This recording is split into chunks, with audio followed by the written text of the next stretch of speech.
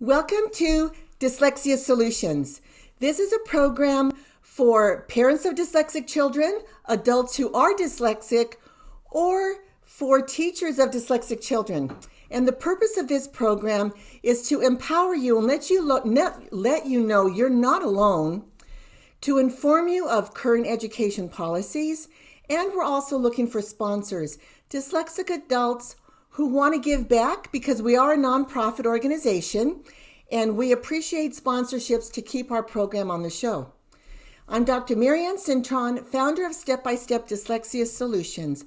I equip heroic teachers and parents with an effective literacy program to remediate dyslexia. My passion is to close the achievement gap, stop the school to prison pipeline, and prepare kids for success, not only in school, but for today. And I'm also a curriculum writer, I'm an app developer, and I'm an author of A Message of Hope, How Music Inspires Reading for Dyslexic Children. So today I have a very special guest. Her name is, well, let me tell you a little bit about her. She's been an educator for 14 years in the public schools. She left the public schools to become a homeschool mom. She's dyslexic and she has a dyslexic daughter, and she has a tremendous story. She's from Iowa, and I met her when she attended one of my free webinars, which I have 2 every month. So please join us at our website, dyslexia-solutions.com. But Mindy Van Zuiden is the special guest today, and I want her to tell us a little bit about herself as I introduce her to you. Good morning, Dr. Marianne. Thank you for having me. I am so honored to be here. I have quite a journey, I feel like, but it's unfortunately very similar to many stories that I hear. I went all the way through school struggling to read and spell, but never given any special attention or any special instruction, only to think I was stupid or struggled to learn different than my peers, and didn't discover anything about dyslexia until I was 38 years old, sitting in a teacher training, and hearing those words just made my jaw drop all the way to the floor as I realized for the first time that I was dyslexic. And it's just been a journey ever since then, figuring out how to manage and vehicles to drive to get to where I need to go. Well, I applaud you for continuing your education as well. And I, like you, didn't learn about dyslexia until a professor, when I was getting my second master's, recommended I learn about the International Dyslexia Association. So that is quite interesting that we don't learn it in the teaching programs. We don't even learn it in our schools. So do you remember how your self-esteem took a hit as a dyslexic child in school? Absolutely. The thing that stands out the most is my 3rd grade classroom. I loved my teacher dearly, and I remember her giving me my very first compliment when it came to reading. I have a large voice, and my voice carries very nicely. And so when we met for parent-teacher conferences, my teacher said that I read very loudly in class. And I took that as a very big compliment, but I remember that she also had a poster on the wall for spelling rules or for spelling tests. And every week, if you got 100%, you got to walk up and put a sticker on your spelling list. And I got all the way to the end of the year and I saw rows and rows full of stickers. And my row only had 3 stickers on it for the whole year. And I studied so hard for each test, and I just never felt like I could be successful as a speller. And it just has carried with me this burden for so many years afterward, just knowing that I wasn't a good speller. When I went into education later in life, I chose to become a PE teacher so that I wouldn't ever have to read or spell. I just didn't think I was capable of it. That's so interesting. And also mentioning your interest in PE. I know when I've worked with other students with dyslexia, they excel in sports. They were usually the heroes of the baseball team or football and soccer, because they did excel in sports. One thing that you shared with me that was very different from anybody I've ever interviewed was that your mom was dyslexic as well, and she used to teach you words that really weren't words. Can you share a little bit about that with the audience? Absolutely. Growing up, I didn't know that I was any different because my mom and my sister both struggled to read and spell. And my mom would read to us vivaciously as children. But what was interesting was when she would stumble on words or when she would have to make up the word because she didn't know what was really supposed to be there. In fact, the word tump became an everyday word in my language. It was the action of physically dumping something out. And it wasn't until college when I was telling a story to some friends and they said, "Tump's not a word." I said, "But my mom says it is." And I had to call her and tell her to look it up in the dictionary. And we both were alarmed and surprised that those words were in our everyday vocabulary and they weren't even real words. Interesting. What about in the word taught? Yeah.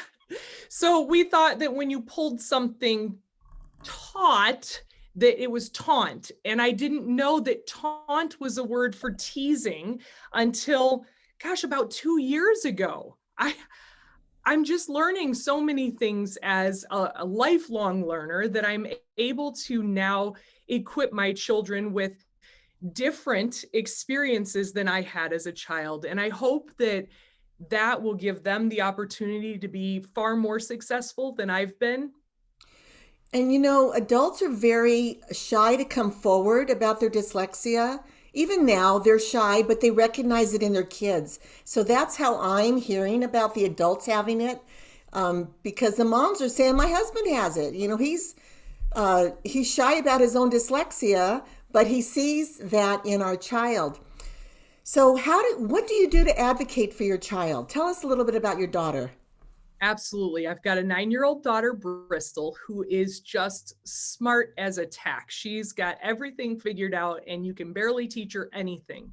We first brought her home to homeschool her because we thought she was gifted and she was learning at an accelerated rate. But our state testing for that year had mentioned that she was very, very low in word attack. And when I'd asked her school teacher what word attack meant, I was told it was nonsense words and it didn't matter because Bristol was such a strong reader, she would never need nonsense words. Only then did I discover dyslexia and some of the intricacies of learning to read more challenging words like multisyllabic words. And when Bristol would attack a word that had multiple syllables that she wasn't familiar with, she had no idea how to attack it. She could not sound it out. She didn't have the skills necessary to know that each phoneme had a sound. And so we very quickly realized that she needed a different type of instruction. And so to advocate for her, I became a learner of language. And that was something I had resisted my whole life, something that I was afraid of and felt like I would never be good enough. And there are still some haunting feelings of being a homeschool mother. Am I going to be good enough? But I want to make sure that I educate myself, that I advocate for my daughter by learning about dyslexia, learning what the ins and outs of dyslexia are, and how to share our journey with other people, because there's no way we can change the world unless we change the people within our circle of influence, right? We have a small circle of influence. And so my goal is to share dyslexia with every single person I meet so that they can go away and take that knowledge somewhere to their circle of influence. That's wonderful. So I know that getting the assessment can be pricey and getting the tutoring can be pricey. Do you get support from a school district for the tutoring for your daughter, or how do you handle that financially? Sure, that's a great question. I've been really blessed in the state of Iowa. We have a homeschool assistance program, and they offer some Orton Gillingham based curriculum in their Wonderful. library so that you can rent those curriculum and take them home and work with your child. Yay, But Iowa.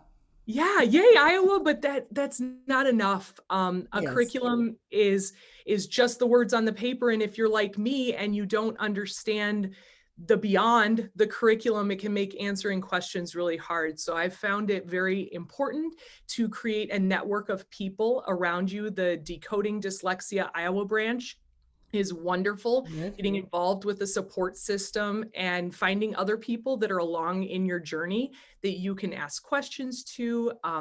I really, really encourage finding a mentor, someone that you can just, hey, I don't understand this. Why does Happy have two P's? Right. You know, so just someone to ask questions to and find answers, because you can't always Google search everything. That's right. And one of the things I offer so the audience can know are 2 free webinars a month. And actually am offering my training videos with my curriculum for a really low price. They can find that on my website to help them. And then they could, pull together their own tools or get their curriculum from me. But I give strategies, when you were at my webinar, you were comparing what you learned to what I was showing, and they meshed. So I am also incorporating the Orton Gillingham strategies into my trainings. And I use music. So what is your experience with music? Do you enjoy listening to music when you study? I do. In fact, we didn't talk about this previously, but I had played the cello as a child, but I never learned to read music. I was sight reading the dots on the page and was getting very advanced in cello because I had a good ear and I was hearing the sounds. Wonderful. But when it got to the point where I had to move down the neck of the cello so many steps, I couldn't count the lines fast enough. And my cello teacher found out and kicked me out of the program the day it happened. But now both of my younger children, who we both believe are dyslexic, are picking up music incredibly. They play the piano, and my daughter also plays the viola. Very interesting. Yeah, music, the stringed instruments just resonate with our bodies because there's so much water in our bodies and our brain. And I heard this really interesting story about the stringed instruments resonating with the music. I mean, with water. And because that's so much of our system, it makes sense to use classical music. It does. What would you want to tell parents today about how to help their child with dyslexia? I think the most important thing to begin as a parent is learning about dyslexia. I know that I have a unique perspective because I myself am dyslexic, and I'm so hungry to learn about it because it affects me, but I also want to know how it affects my children. And different nuances within each individual can be so unique. And so learning how a child develops with dyslexia and some of the emotional implications that come with that, learning how to address their emotional needs as well as their academic needs is so critical. I say educate yourself, advocate for your child, love and support your child because they are still your child and they are a gift from God and they are highly intelligent in their own special way. And so just being careful not to be stuck on a label, and yet let that label be your springboard to create new and adventurous options for your child and their future. And they call some of the dyslexic children twice gifted. Mm-hmm. Those with ADHD have, they're very creative. We just need to give them a program where they're changing it up pretty regularly and multisensory so that they're engaged and they're enjoying what they're learning. What would you say to teachers about whether they're homeschool moms what about teachers in the classroom that are unfamiliar how to recognize dyslexia? They don't know what it is, and they don't know how to help these special kids. Yeah.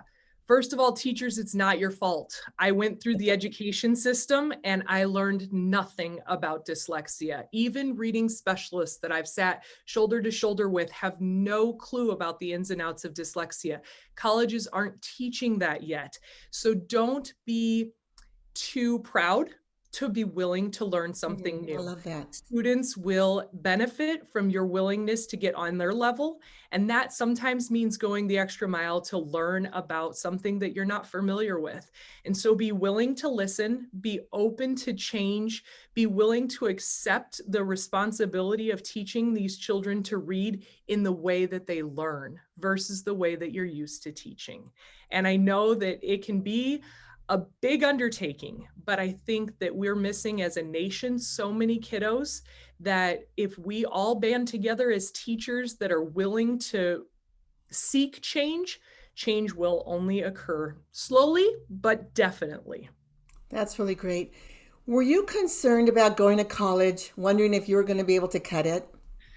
Absolutely. So my undergrad college experience was, finding my own way, trying to determine whether or not I was going to be the athlete, the college athlete, or the college student, or both. And I had a professor once tell me that I likely had a learning disability. Instead of letting that derail me from my goals, I used that as inspiration to prove that I could do something. And so when I finished my undergrad, I went back for my master's. And when I finished my master's, I'm going back to become a dyslexia specialist. I am not going to let anyone tell me that I can't learn, because learning is something that no one can take away from me. And it's something that empowers me to bring information to others. And so as long as there is breath in my lungs, there is learning to be had for me. So you know you're dyslexic. Were you ever formally diagnosed or you just know it? I was never formally diagnosed, but Did you get accommodations in college because you don't have that formal diagnosis? right, no, I was on my own. I spent twice as many hours as most students studying for things. I'm in college again now, and I know that the number of hours I'm spending is astronomical. I am reading things 3 and 4 times, and my speed of reading is slow. So I try to get audio versions of anything that I can, but not everything is provided in audio version. I have definitely learned to use speech to text for typing my papers. I will speak them orally and let my computer type them for me. And that has saved me lots and Wow, lots of time. But wonderful. I've just had to equip myself with all of these I guess, coping mechanisms, if you will, to figure out how to get through everything like everyone else does. Okay, and saying that, I want to let the audience know that I'm someone who can assess you online. And if you're going to college, you can get accommodations if you're diagnosed with dyslexia. And it's not a diagnosis like a physician, but it's definitely saying these are the characteristics of dyslexia. And there's three specific things we look for that meet the eligibility requirements for dyslexia in the United States. So I want to end with one more question. What would you attribute your success to? Absolutely. I am just so grateful that I lived in the home that I lived in. I had a strong faith that was taught in my home, and parents that just believed in me and believed in my ability to succeed. My parents taught me to be tenacious and to never give up. My dad had me out on the basketball court. I can't tell you how early every morning, shooting hoops and practicing drills, and he would just always stand right beside me and encourage me and give me the understanding that if I worked hard, I could succeed. And while there may have been obstacles, I had to find ways around those obstacles. I couldn't just quit. Quitting was not an option in my family. It's not an option in my current family either. So when my children experience hardships or difficulties with things, we have to find new ways to tackle them. We can't just give up and quit and walk away, because the problem's not going to ever go away. I will be dyslexic the rest of my life. So if I throw in the towel now, forget about it, I'm done. But if I find new ways to approach things, I can become tenacious. That's so good. Now, you had one sister and more siblings, or just one sister? Just one sister, and my sister was a little bit more severe than I was. So we, as a family, spent more time and investment in supporting my sister and her learning. So I think that was another thing that aided in my resilience, because I didn't have time to be the needy sister. I needed to be the successful sister. And so I had to forge my own way and Yeah. figure it out on my own. Well, that's such a great story. Thank you, Mindy, for sharing all that with us. And that concludes our interview with Mindy Van Zuiden. And she has a really nice mnemonic for her name. Share with the audience how you have people remember your name. Absolutely. When I got married and I was a teacher, all the students needed to know how to say my name. So we drive the van To the zoo to see the animals in the den. Van Zuiden. Isn't that adorable? And I would tell people I'm Marianne, like from Gilligan's Island.